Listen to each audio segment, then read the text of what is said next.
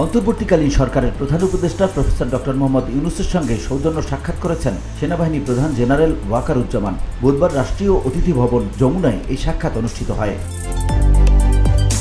পরে সেনাবাহিনীর verified Facebook পেজে জানানো হয়, সাক্ষাৎকালে সেনাপ্রধান দেশের সার্বিক নিরাপত্তা পরিস্থিতি ও সেনাবাহিনীর চলমান কার্যক্রম সম্পর্কে প্রধান উপদেষ্টাকে অবহিত করেন।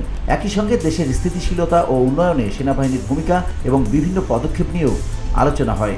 এ সময় সেনাপ্রধান সম্প্রতি তার সেন্ট্রাল আফ্রিকান রিপাবলিকান সফর সম্পর্কে প্রধান উপদেষ্টাকে জানান। এই সফরটি দুই দেশের মধ্যকার সম্পর্ক উন্নয়ন ও সামরিক সহযোগিতা বৃদ্ধিতে সহায়ক ভূমিকা রাখবে বলে সেনাপ্রধান আশাবাদ ব্যক্ত করেন। বসুন্ধরা, উত্তরা, বনশ্রী, কুড়িল ও বাড্ডা সহ রাজধানীর বিভিন্ন স্থানে অভিজাত ও অত্যাধুনিক মানের ফ্ল্যাট কেনার এক নির্ভরযোগ্য প্রতিষ্ঠান প্লেজেন্ট প্রপার্টিজ লিমিটেড। তাই আপনার স্বপ্নের আবাসনের জন্য আজই যোগাযোগ করুন। Pleasant properties limited, where destiny matches eventually.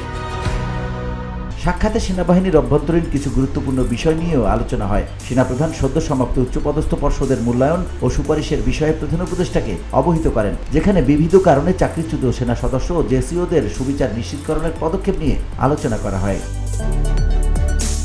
এছাড়া সাম্প্রতিক সময়ে দেশের বিভিন্ন পরিস্থিতিতে সেনাবাহিনীর ভূমিকা নিয়ে আলোচনা হয়। বিশেষ করে জুলাই আগস্ট গণঅভ্যুত্থানে আহত ছাত্র জনতার চিকিৎসায় সেনাবাহিনী যে ব্যবস্থা নিয়েছে সে সম্পর্কেও সেনাপ্রধান বিস্তারিত তুলে ধরেন।